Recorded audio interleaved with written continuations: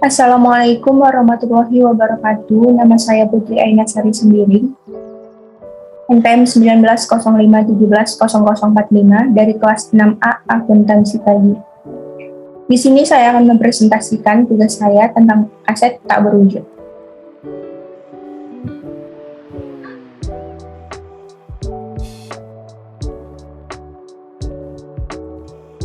Materi yang akan saya bahas yaitu definisi aset tak berwujud, penilaian aset tak berwujud, jenis aset tak berwujud, jenis aset tak berwujud berdasarkan tujuan akuntansi, selanjutnya amortisasi aset tidak berwujud, metode garis lurus, dan yang terakhir yaitu metode saldo menurun. Yang pertama saya akan membahas tentang definisi aset tak berwujud.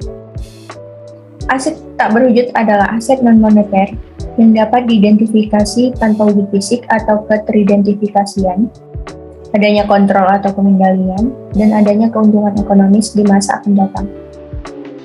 Karakteristik aset tak berwujud. Yang pertama, kurang memiliki eksistensi fisik, bukan merupakan instrumen keuangan, dan juga bersifat jangka panjang dan menjadi subjek amortisasi. Penilaian aset tak berwujud. Aset tak berwujud yang diperoleh melalui pembelian atau transaksi kas lainnya, maka harga perolehannya adalah sebesar jumlah uang yang dibayarkan dan atau yang akan dibayarkan bila aset tidak berwujud diperoleh melalui proses pertukaran dengan aset lainnya. Maka harga perolehannya adalah sebesar taksiran harga pasar dari aset yang digunakan sebagai penukar.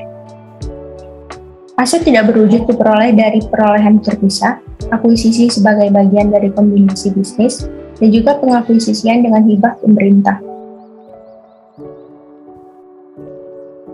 Jenis aset tak berwujud. Yang pertama adalah hak. Aset tidak berwujud dalam bentuk berbagai hak yang menyertai berbagai produk intelektual dan pemanfaatan fasilitas pihak lain. Yang termasuk ke dalam jenis aset berwujud adalah hak cipta, hak paten, hak merek dagang, franchise, hak sewa, dan hak eksklusif. Selanjutnya, aset tidak berwujud yang timbul karena aktivitas penelitian dan pengembangan produk. Yang termasuk dalam jenis aset ini yaitu formula, proses rahasia, software, biaya ditangguhkan, biaya penelitian dan pengembangan. Dan juga goodwill. Goodwill merupakan nilai lebih yang dimiliki suatu perusahaan dari reputasi yang baik akan nama, manajer, letak yang strategis, relasi, dan sebagainya. Catatan goodwill baru bisa dilakukan apabila terjadi penjualan dengan harga yang lebih tinggi dari harga pasaran. Pembukaan goodwill bisa dilakukan apabila timbul dari pembelian maupun transaksi perusahaan. Aset tidak berwujud berdasarkan tujuan akuntansi.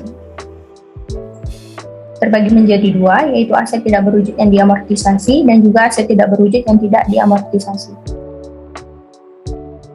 Kita bahas aset tidak berwujud yang diamortisasi terlebih dahulu. Sifat aset tidak berwujud menimbulkan kesulitan dalam memperkirakan masa manfaatnya. Masa manfaat aset tidak berwujud dapat dipengaruhi oleh faktor hukum, ekonomi, peraturan, dan kontraktual. Faktor-faktor ini termasuk pilihan untuk memperbaharui atau memperpanjang. Harus diperhitungkan dalam menentukan periode yang tepat untuk mengkalkulasikan harga perolehan aset tidak berwujud tersebut. Selanjutnya, aset tidak berwujud yang tidak diamortisasi. Suatu perubahan utama dalam akuntansi untuk aset tidak berwujud dengan SFAS nomor 142, yaitu beberapa aset tidak berwujud sekarang diidentifikasikan memiliki masa manfaat yang tidak pasti dan tidak diamortisasi. FSAB mencontohkan diantaranya lisensi penyiaran dan juga hak merek dagang. Selanjutnya, amortisasi aset tidak berwujud dapat didefinisikan yaitu alokasi sistematis jumlah tersusunkan suatu aset tidak berwujud selama masa manfaatnya. Harga perolehan aset tidak berwujud dibebankan secara periodik ke dalam perhitungan laba rugi perusahaan. Jumlah yang dapat diamortisasi dari suatu aset tidak berwujud harus dialokasikan secara sistematis berdasarkan perkiraan terbaik dari masa manfaatnya. Metode amortisasi.